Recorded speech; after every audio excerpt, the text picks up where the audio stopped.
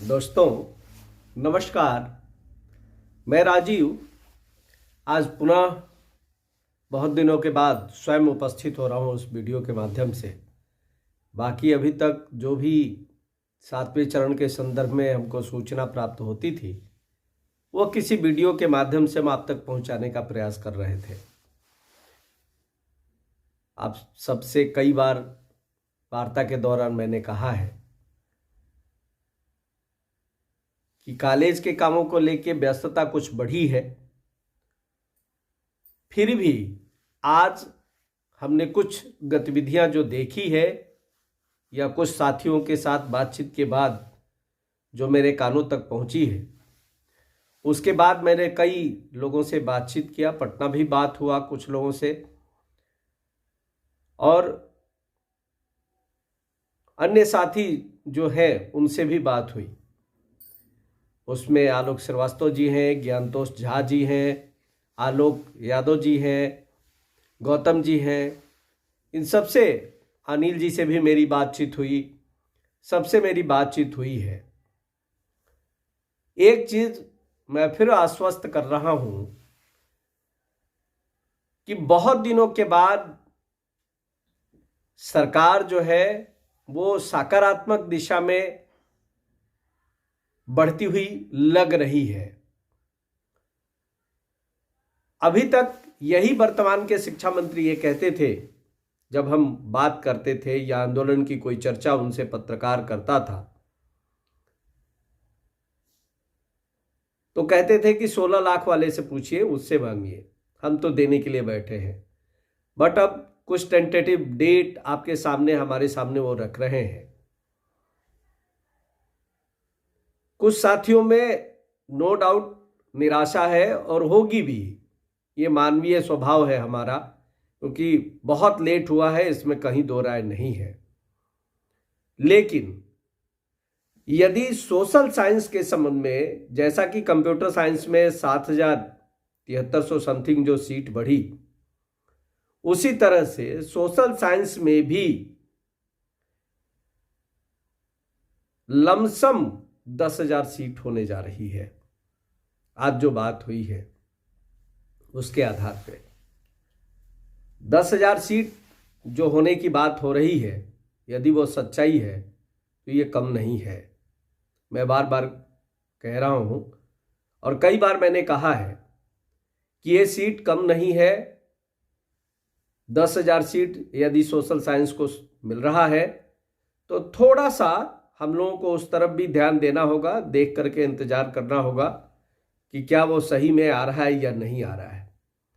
मुख्य रूप से जिस बात के लिए मैं आपके साथ अभी उपस्थित हुआ हूं इस वीडियो के माध्यम से, वो ये है कि हम लोग कुछ भी कर लें, नियमावली माननीय शिक्षा मंत्री के वक्तव्यों के अनुसार यदि 24 को आ रही है तो इस नियमावली के आने के बाद भी मार्च में कुछ भी नहीं होने जा रहा है।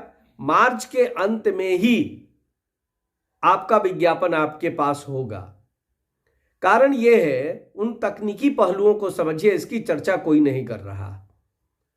जब यह नियमावली आएगी तो उस नियमावली में जिस चीज की चर्चा हो रही है कि बोर्ड या ब्यूरो गठित होगा राज्य के स्तर पे, तो वो बोर्ड और ब्यूरो कैसे होगा, कितने मेंबर्स होंगे, क्या उनके पावर्स होंगे और किस तरह वो अपने पावर को यूटिलाइज करेंगे, इसके लिए एक समग्र जब चीजें तैयार हो गई होगी तो उसके लिए अधिसूचना जारी होगी।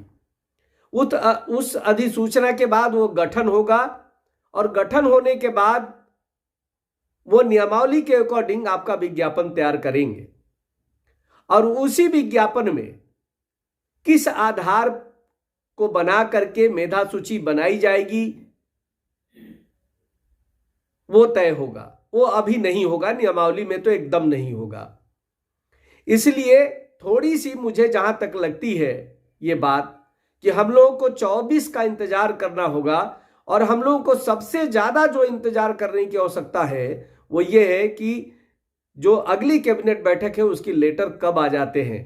यदि लेटर आ जाता है और जैसा कि माननीय मंत्री जी का वक्तव्य है उसके आधार पे हम लोग कुछ आगे उसमें सोच सकते हैं और बातचीत कर सकते हैं।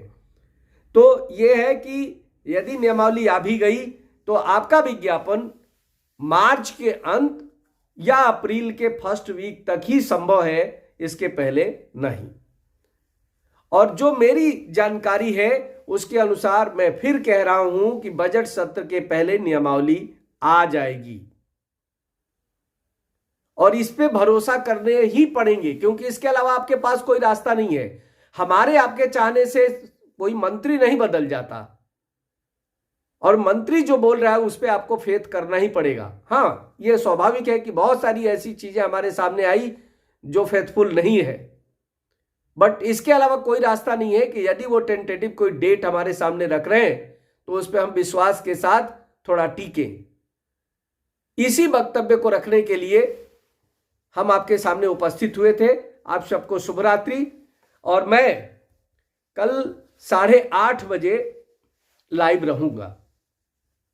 हर हाल में 8:30 बजे मैं कल लाइव रहूंगा। आप सब जितने ज्यादा लोग इस पे जुड़ सकते हैं जुड़िए, और जो भी आपके सवाल हैं, क्योंकि वीडियो की एक लिमिटेशन है, उससे ज्यादा मैं उस पर बात नहीं कर सकता, लेकिन मैं आराम से आप सबसे बात कर सकता हूं जब लाइव रहूंगा। तो लाइव में आपके जितने सारे सवाल हों वो सभी प्रकार के तो आप हमसे पूछ सकते हैं, और मैं जो जानकारी है उसके अनुसार उसको साझा करने का प्रयास करूंगा। धन्यवाद। शुभ रात्रि।